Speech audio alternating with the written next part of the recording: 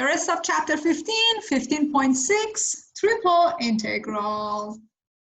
Very well. Last time we talked about a double integral.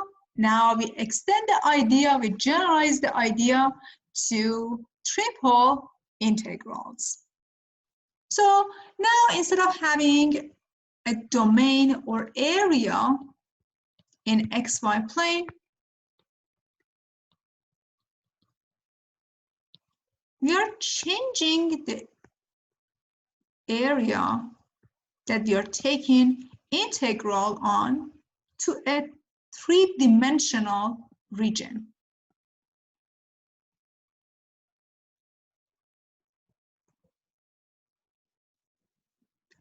The first interval, a to b, the second interval, c to d, and the last interval, r to s.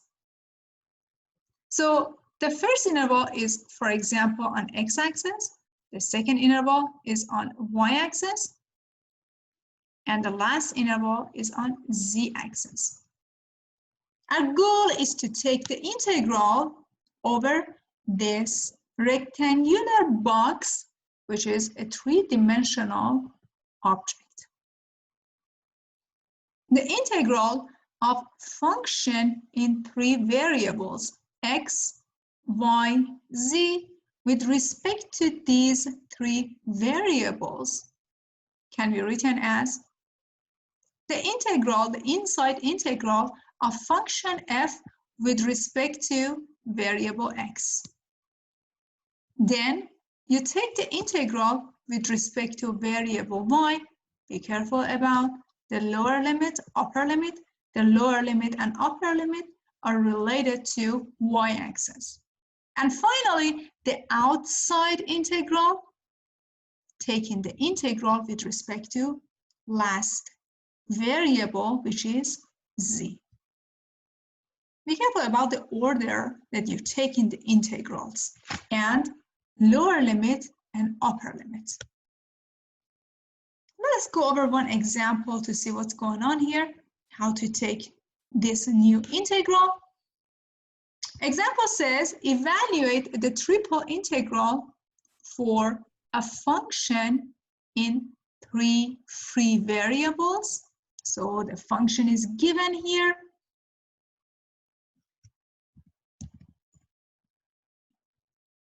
X, y, z squared, which is your function with respect to three variables.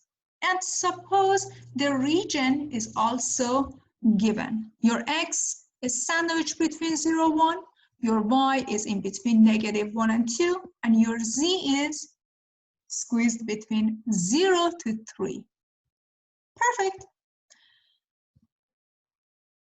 So let us take the integral with respect to x first, then take the integral with respect to y, then take the integral with respect to z. The order is not important here. What do I mean by that? It means that you can take the integral with respect to y first, then take the integral with respect to x, then take the integral with respect to z. Or you can take the integral with respect to z, then you can take the integral with respect to x, then take the integral with respect to y. Order is not important in this case. As you can see, x, y, z have lower limit and upper limits, which are fixed values. Very well. The integral with respect to x, you only have one variable x. It's going to be a half x squared. And you have to copy down y, z squared because they are not dependent on x, so you assume they are just constants. Then we plug in 1 for x, 0 for x, 1 minus 0, again the lower limit is 0, so if you plug in 0, the whole thing is 0, so you can just forget about this 0. Plug in 1, you get y z squared divided by 2, Then you take the integral with respect to the second variable, middle variable, which is y. The integral of y is a half y squared. So a half times a half gives you a fourth. Y squared times z squared. You could write z squared outside this bracket. Then plug in 2 for y, minus plug in -1 for y, and do the algebra to get 3 z squared over 4. Now just take the integral with respect to z. Remember that you can write 3/4 outside the integral and take the integral z squared dz. The outcome is 3/4 z cubed divided by 3. You can cancel out 3 and 3, z cubed over 4, while z ranges between 0 to 3. Of course, if you plug in 0, it doesn't give you anything meaningful. Plug in 3, you get 27/4.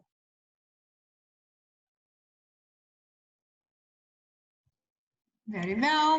Let us move on.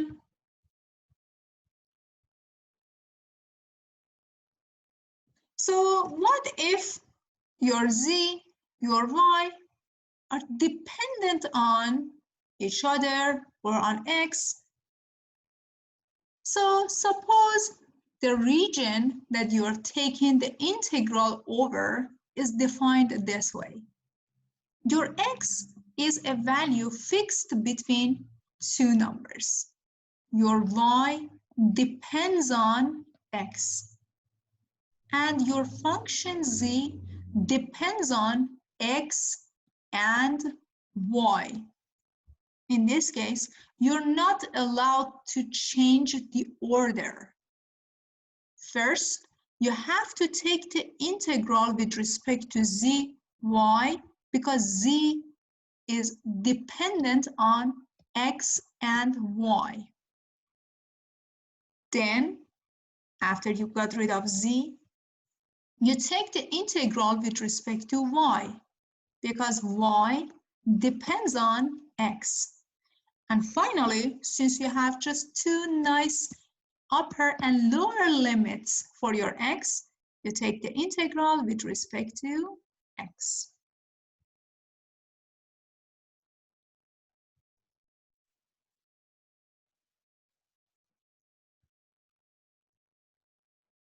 Let's go over one example to see what's going on here.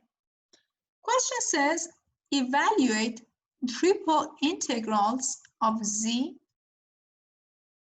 over region E. Region E is defined as solid tetrahedron bounded by the four planes x equal to 0, y equal to 0, z equal to 0, and plane x plus y plus z equals to 1.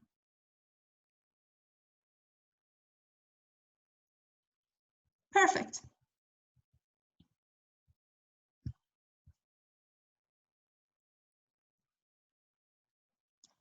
First of all, let us define this region the way that we can actually bound our x, our y, and z so we can form our integral. First of all, your z can be written as 1 minus x minus y. So for now, I know z has a limit which is 1 minus x minus y. At the same time, I know z can be 0. So your z is bounded between 0 and a function in two variables, x and y. That's how you can find the boundaries for your variable z.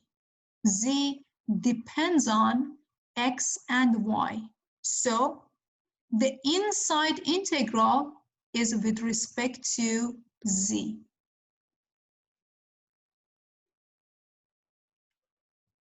Now for y. If z is equal to 0, then x plus y is equal to 1. Y is 1 minus x. So your y is bounded between 0 and 1 minus x. Y depends on x. Note that the inside integral is integral with respect to z. You get rid of z. The middle integral is with respect to y. You don't have any z to work with. Your y is bounded between 0 and 1 minus x. And finally, if z is equal to 0, y is equal to 0, x is equal to 1. So x is bounded between 0 and 1, the outside integral. Now we take the integral with respect to these variables one by one. The inside integral, integral of z with respect to z, integral of z with respect to z is a half z squared. Note that your lower bound is 0, your upper bound is 1 minus x minus y. Forget about 0, just plug in 1 minus x minus y. So 1 minus x minus y squared. Now take the integral with respect to y. You are taking the integral with respect to y. So let me show you. 1 minus x minus y squared dy. Here you can use u sub. You can say my u is 1 minus x minus y, so du is negative dy. You can put a negative sign in front of u squared du, so you get negative a third u cubed. So negative a third, 1 minus x minus y to the third, and your y ranges between 0 and 1 minus x. If you plug in 1 minus x, you get negative 1 plus x, which is 0. If you plug in 0 for y, you get 1 minus x cubed. You have two negative signs. The outcome is going to be positive. A half times a third gives you 1 over 6. Now you're taking the integral, the final integral, with respect to x. Again, by using u sub, you can take the integral with respect to x. 1 over 6 minus 1 minus x to the 4th divided by 4. X ranges between 0 to 1. If you plug in 1 for x, the outcome is 0. If you plug in 0 for x, the outcome is negative a 4th. You have another negative sign. 1 over 6 times 1 over 4 gives you 1 over 24. Next example. Suppose your goal is to evaluate the integral, triple integrals of function in two variables x and z with respect to three variables. You also know that the region E is bounded by paraboloid y equals to z squared plus x squared and the plane y equals to 4. Perfect. So y equals to x squared plus z squared. If you plug in 4 here, you end up with a circle of radius 2. a circle of radius 2. Very well. It makes our life much more easier. The fuck is this? Oh no.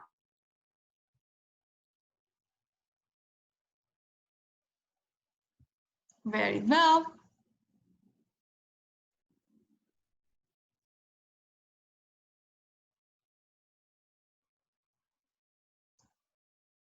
Let us define the integral this way. Suppose we take the integral with respect to y first. Why is that? Because I have one value for my y, and I also know that another boundary for my y is x squared plus z squared. So it's a perfect choice for the inside integral. My y ranges between x squared plus z squared and 4.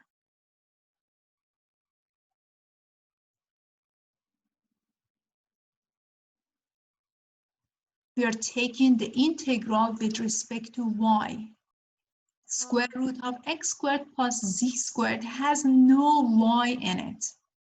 So the outcome is equal to y times square root of x squared plus z squared. But what is y? Our goal is to get rid of extra variables. Use the definition of y, which is x squared plus z squared equals to 4.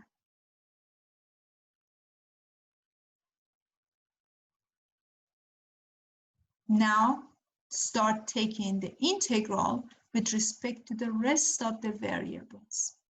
Which one to choose? You can choose z.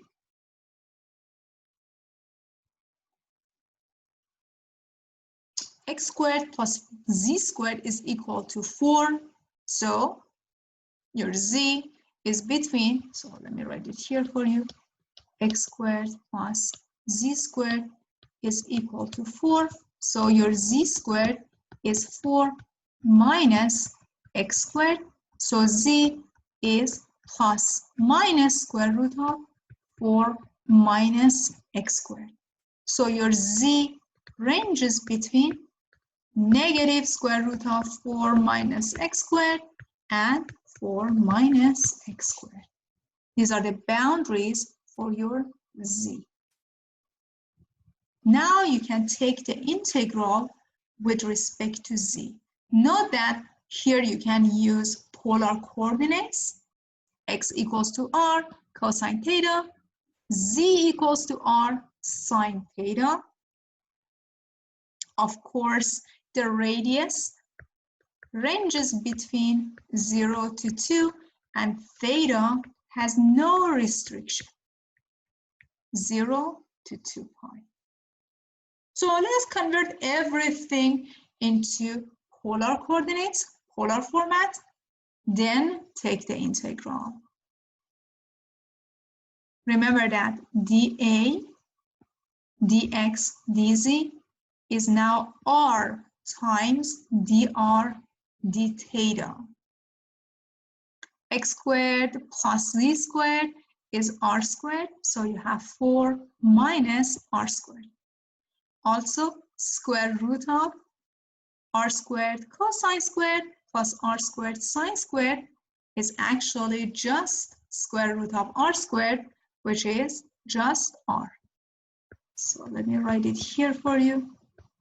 X squared plus z squared is square root of r squared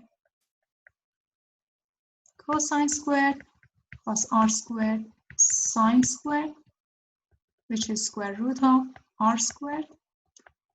Cosine squared plus sine squared is always 1, so you get square root of r squared, which is r.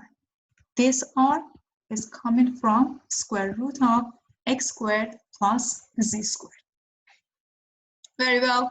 Now you can just distribute r squared into parentheses. You get 4r squared minus r to the 4. And here, since r and theta are not dependent on each other, we can separate these two integrals. Find the values and multiply them. The integral of d theta is nothing but theta itself. Theta ranges between 0 to 2 pi. If you plug in 0, it's just 0. If you plug in 2 pi, you have 2 pi. 2 pi minus 0 is just 2 pi. Now, for the integral of 4r squared minus r to the 4th, it is 4/3 r cubed minus r to the 5th over 5, which is written here. So 2 pi times the second integral. If you do the algebra, multiply the outcomes, you get 128 pi over 15.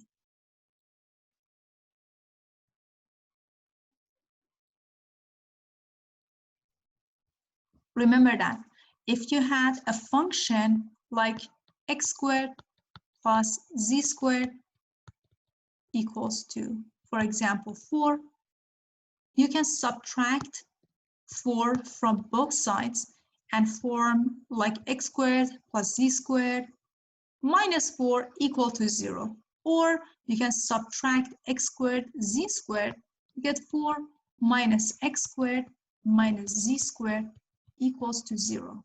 What is this? This is a function in x and z. So f of x and z is equal to 4 minus x squared minus z squared.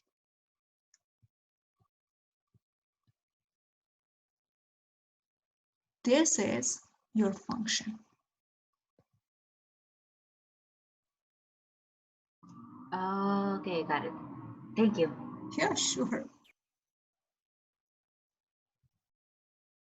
Here, if you take the integral with respect to y, take a look at this. Take the integral with respect to y, you get y. Your y ranges between x squared plus z squared and 4. You plug in 4 minus x squared plus z squared. By plugging in the boundaries of y, you have a new function for minus x squared minus z squared. And since square root of x squared plus z squared is not dependent on y, you have to copy this down here.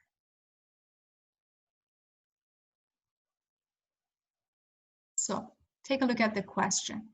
The question says x squared plus z squared is equal to 4. So x squared plus z squared is 4. You have a circle. Yeah, radius by 2. Right. Very good. So how do we find the boundaries for x? Suppose your z is 0. When z is 0, your x ranges between -2 and 2. In one-dimensional, you have this interval, -2 to 2. It's included. This is your x value.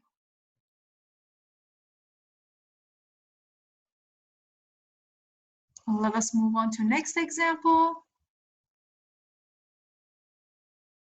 Okay, let us talk about cylindrical coordinates. Let's review that a little bit, then we go to one example. So when it comes to cylindrical coordinate system, x is obviously r cosine theta, y is r sine theta, and your cylinder, for example, in this case, moving along z-axis. So z is equal to z. Of course, if you divide y and x, you get r sine theta divided by r cosine theta. You can cancel out r and r. So y over x is nothing but tangent theta. Of course, x squared plus y squared gives you r squared. We can use cylindrical coordinate to solve triple integrals. So take a look at this example. This example says first put the point with cylindrical coordinates to 2 pi over 3 and 1.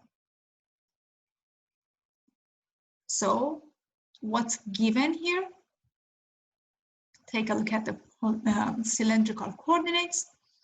R, theta, and z are given. R, the radius, theta, the angle,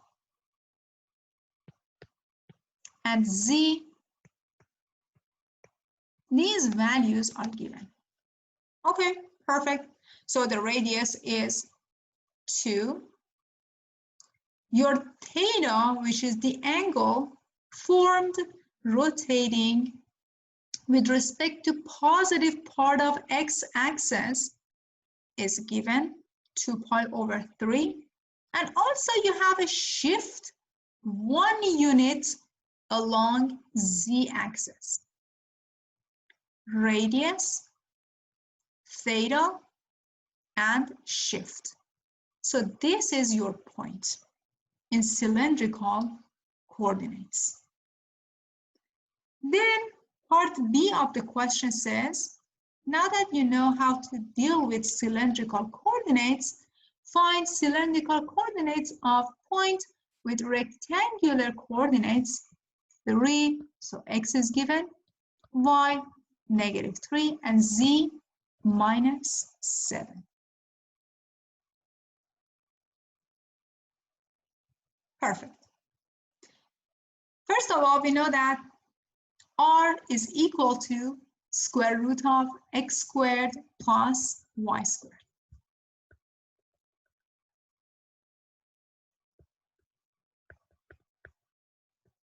X squared plus y squared.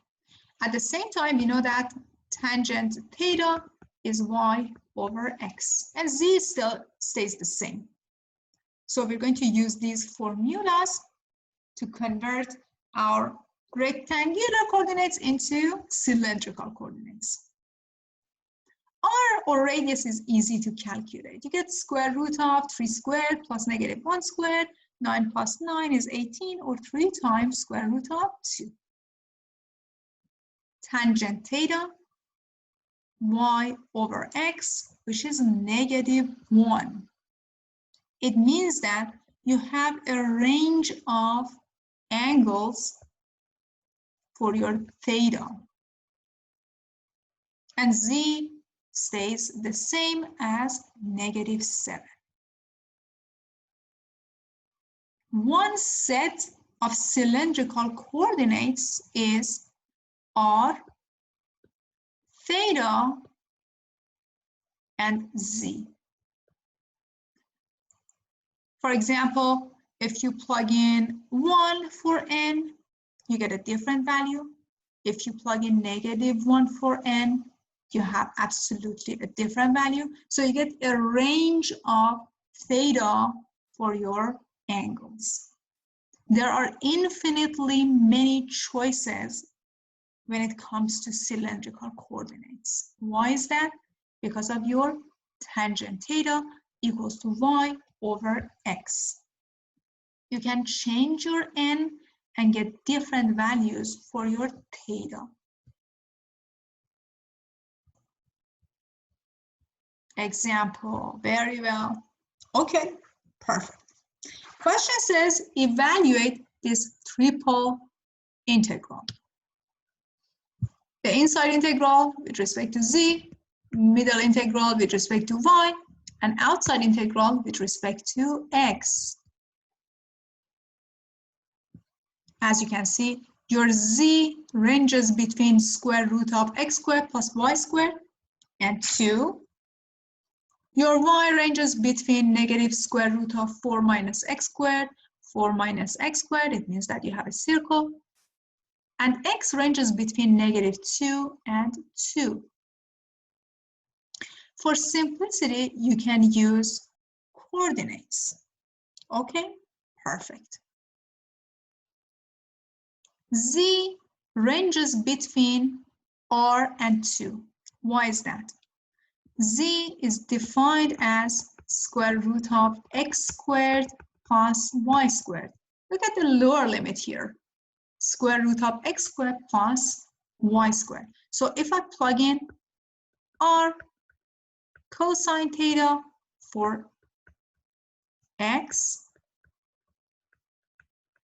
and r sine theta for y, my z is equal to square root of r squared, parentheses cosine squared, sine squared, which is 1. You get square root of r, which is r. So z ranges between r and 2. Very well. We already know that x squared plus y squared is equal to 4. So your y is equal to square root of 4 minus x squared. Y squared is 4 minus x squared, or y squared plus x squared is equal to 4. You have a circle. Theta ranges between 0 to 2 pi and r ranges between 0 to 2. Now that you converted everything in polar format and cylindrical format, it's easier to calculate the integral. The inside integral, your z, is now integral. Let me just explain this, how we got this. So note that your function is x squared plus y squared. So x squared plus y squared is already r squared. dv is r, dr d theta times dz. Remember that the inside integral is with respect to z. So you have to have dz, and z ranges between r to 2. By converting x, y into polar form, you get r, dr, d theta. So this is actually dx dy or dy dx. Very well. R squared times r gives you r cubed. And you are taking the integral with respect to z. So the inside integral is r 2 dz, which is z. Z ranges between r to 2, which is 2 minus r. This 2 minus r is coming from the integral with respect to z. R has nothing to do with z, that's why it stays outside. Now you can distribute r cubed into parentheses and take the integral with respect to r, and since r and theta are different from each other, you can just split these two integrals. By doing the algebra, the outcome is 16 over 5 times pi.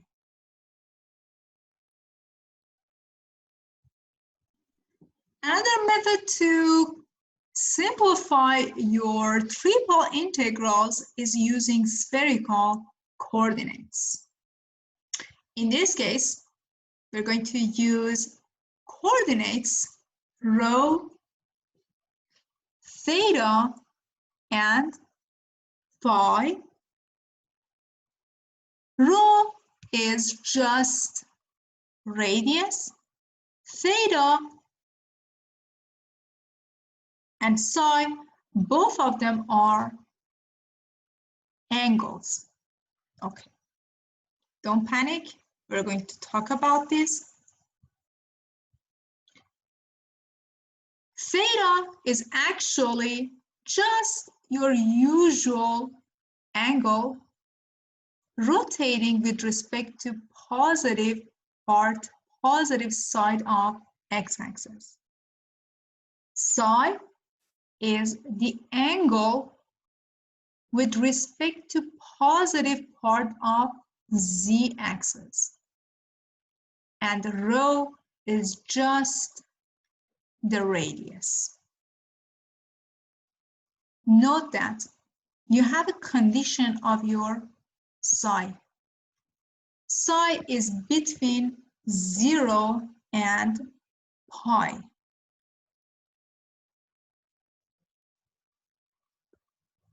So take a look at your z-axis. For z-axis, you don't have 100 times 2, like 360 degrees rotation. We don't have this.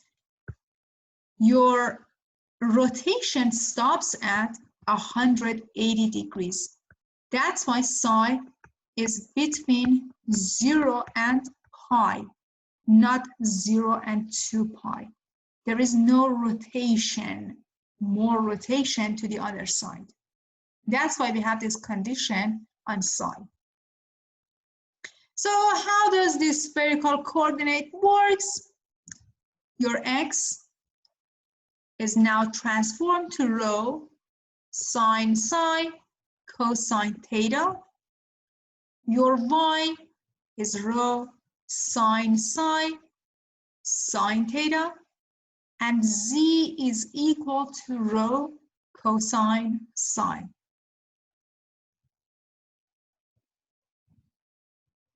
Rho squared is equal to x squared plus y squared plus z squared. Why is that? X squared is rho squared sine squared of theta cosine squared of psi then theta plus y squared is now rho squared sine squared of psi sine squared of theta plus rho squared cosine squared of psi. Very well. Let us factor out psi squared, rho squared, sine squared of psi, rho squared, sine squared of psi. So here you're left with cosine squared of theta plus sine squared of theta plus last term rho squared cosine squared of psi. You know that this is equal to 1. And at the same time, if you factor out rho squared, you get sine squared of psi plus cosine squared of psi, which is rho squared. So if you add x squared, y squared, and z squared, the outcome is always equals to rho squared or radius squared. So rho is equal to square root of x squared plus y squared plus z squared. This is our spherical coordinates. Remember that if you project your point in xy plane, then of course your z is equal to 0. Z is equal to 0. It means that we are getting back to our polar coordinates.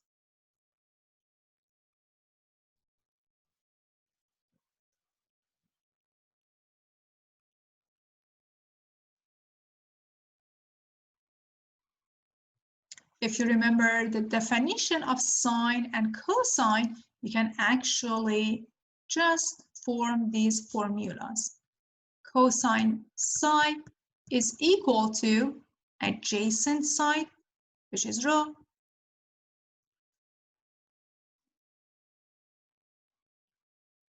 adjacent side to this one, okay, which is z,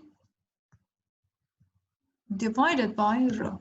Rho is just your radius. If you take a look at this triangle here, adjacent side to psi is z divided by your radius, which is rho.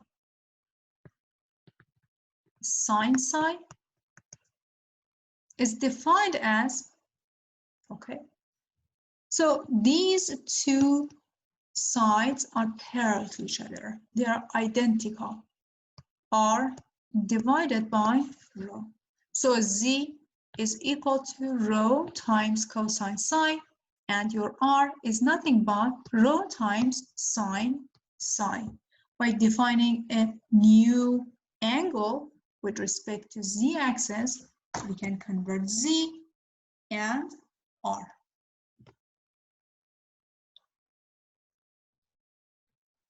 Very well. Let's take a look at an example, see what's going on. Example says the point 2 pi over 4 and pi over 3 is given in spherical coordinates.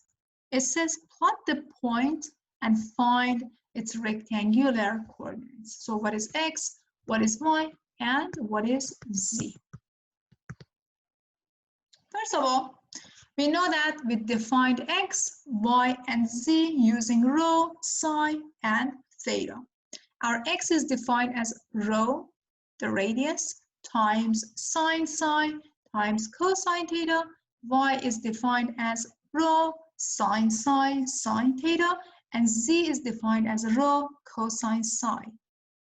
What's given? Theta is given. We know that our theta is equal to pi over 4. We also have our psi, and we know rho is 2. We just plug them in and do the calculation for sine and cosine and simplify the outcome. So your x is square root of 3 divided by 2. You can write this in rationalized form, which is square root of 6 divided by 2. X and y are going to be the same. Z is equal to 2 times cosine pi over 3, which is 2 times a half, or just 1. Using spherical coordinates to find rectangular coordinates. And this is your point in x, y, and z dimension.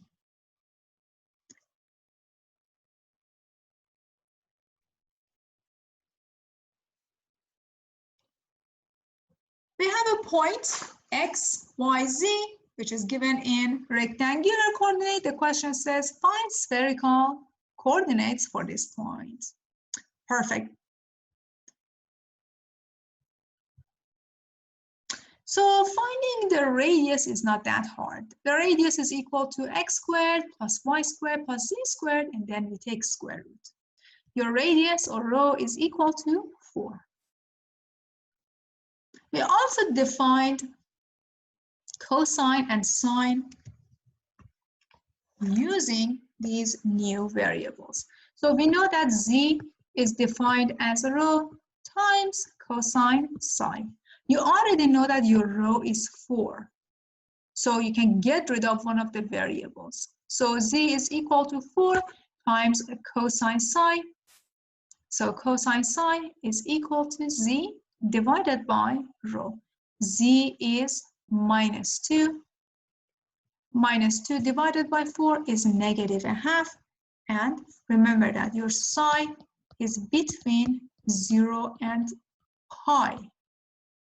So your psi is nothing but 2 pi over 3.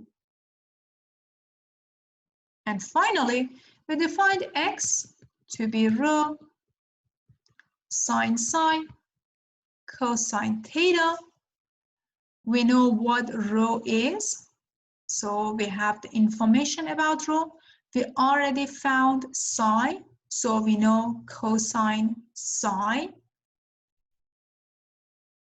We know sine psi. By plug in 2 pi over 3, we have sine 2 pi over 3.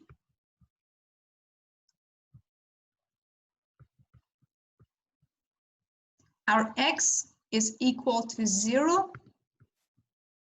And what's missing? Theta is missing. So cosine theta is equal to 0 divided by 4 times sine 2 pi over 3, which is equal to 0. So theta is equal to pi over 2. This is your spherical coordinates for this point in rectangular coordinates.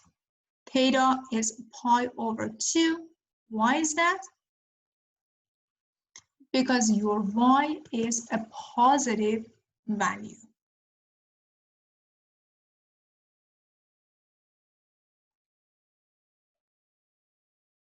Very well. It turns out to use spherical coordinates, we have to make a lot of changes in our original triple integrals. First of all, if you have f of x, y, and z, your x, wherever you see x, you have to write rho, sine, psi, cosine theta. Wherever you see y, you have to write rho, sine, psi, sine theta. And wherever you see z, you have to substitute that with rho cosine psi.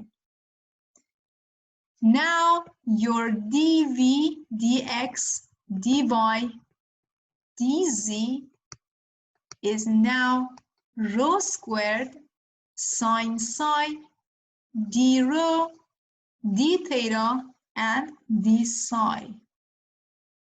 So remember, when you're converting your rectangular coordinates into spherical coordinates, you have rho squared sine psi d rho d theta and d psi.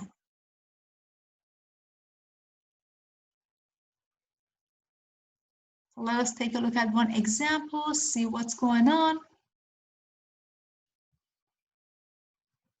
Evaluate triple integrals e raised to x squared plus y squared plus z squared with 3 over 2 dv, where the region is a unit ball x squared plus y squared plus z squared less than equals to 1. Very well. Okay. You might say, I want to take this integral with respect to x, y, and z. Then, in that case, you have to deal with this crazy integral. X squared plus y squared plus z squared raised to 3/2. So how do you take this integral with respect to x, with respect to y, with respect to z, any variable? It's easier to convert this into spherical coordinates and simplify it as much as we can, and then take the integral. By using spherical coordinates and changing the variables,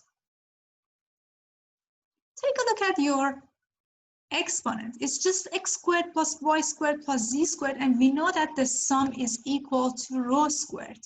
So you can just convert your numerator on the exponent to something very easy to work with. So here you have e raised to x squared plus y squared plus z squared. This guy is nothing but rho squared. And you can cancel out the numerator, the denominator too, and you end up with e cubed.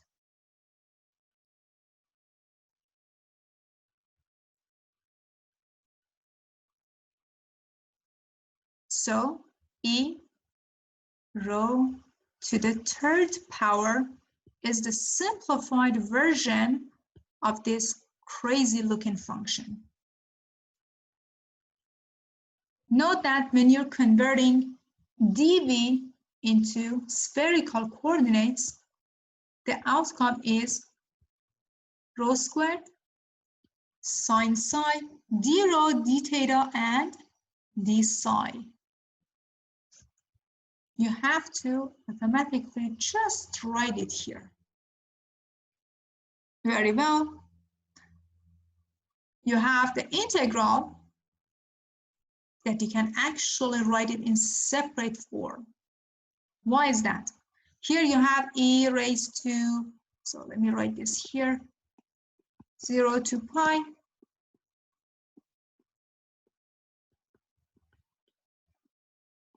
(0 to 2 pi) for your theta, and finally for your rho.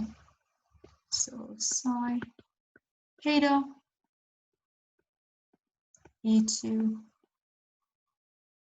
rho cubed, rho squared, and this is your rho. And you have sine psi here. So first of all, you can just group the integral 0 to pi sine psi. Theta has nothing, so you have d theta 0 to 2 pi, and here you have for your rho, for your just the radius, the integral 0 to 1 e to rho cubed rho squared. This is your last integral. You can calculate these separately and multiply the outcome.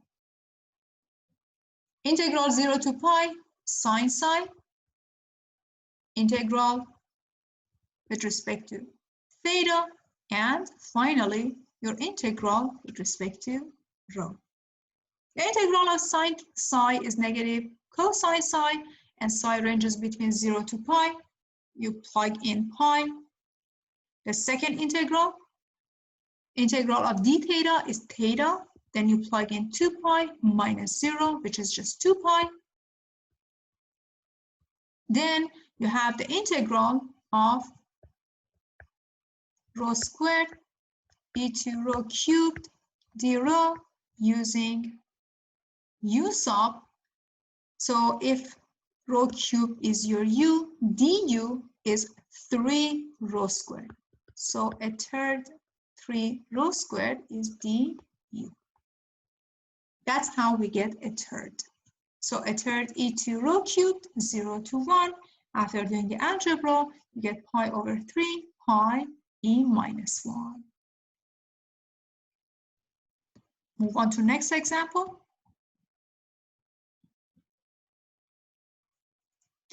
So question says use spherical coordinates to find the volume of the solid that lies above the cone z equals to square root of x squared plus y squared, and below the sphere x squared plus y squared plus z squared equals to z.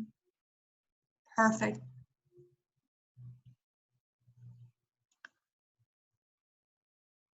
Very well. Take a look at this sphere. This sphere can be written as x squared plus y squared plus z squared minus z equal to 0.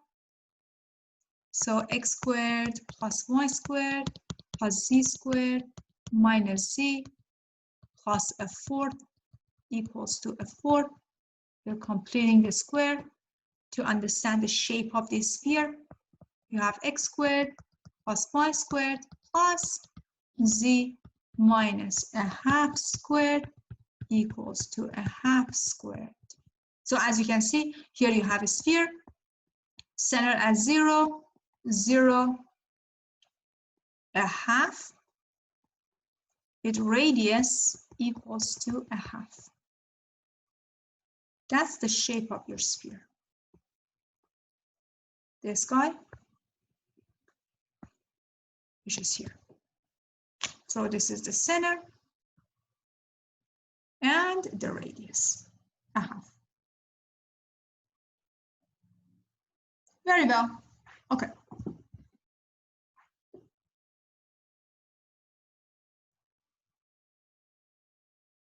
Our goal is to find the volume.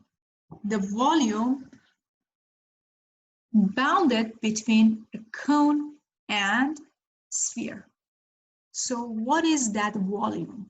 First of all, remember that to find the volume without any function, this is just a triple integral. Your goal is to find the boundaries for x, y, and z. Let us take a look at these to boundary functions.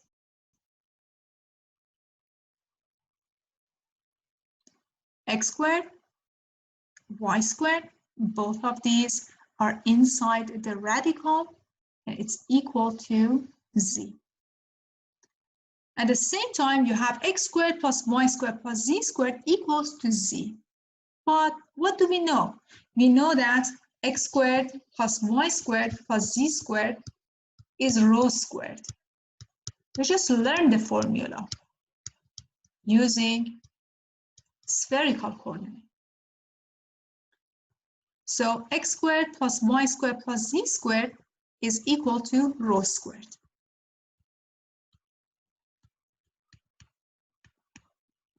On the right-hand side, you have z. Remember how we define z.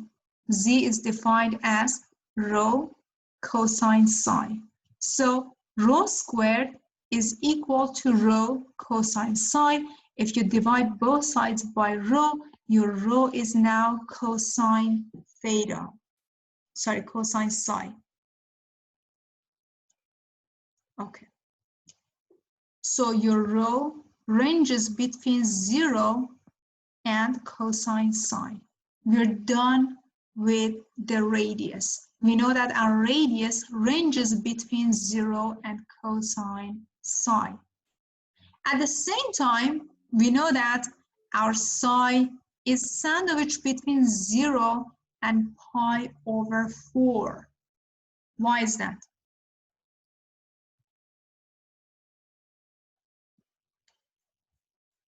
Take a look at your cone. It's just a normal cone. X squared plus y squared, square root is equal to z. If you graph your cone, or if you just look at the line here, so let me show you. Here, if you forget about your y, if y is equal to 0, then x squared inside the radical is equal to z. So z is equal to absolute value of x. This is a line passing through the origin and dividing the plane in halves. This angle is pi over 2, so half of it is pi over 4. Pi over 4. So your rho ranges between 0 to cosine psi, and your psi, the angle between positive z-axis, and the rest of it, it stops at this line, z equals to absolute value of x, which is pi over 4. This is your psi, the boundary for your psi. And finally, your theta is between 0 to 2 pi. We don't have any restriction in our theta. Why is that? If you slice this, if you just look at the slice, in xy plane, your theta just rotates 360 degrees, which is 0 to 2 pi. Very well. Now that we have the boundaries, we can take the integral and find the volume. First of all, your dv is rho squared sine psi d rho d sine d theta. Don't forget about this transformation. Your rho ranges between 0 to cosine psi. Your psi is between 0 to pi over 4. And your theta is between 0 to 2 pi. Can we separate these? First of all, you have to take the integral with respect to d rho. Rho depends on psi. So the integral is equal to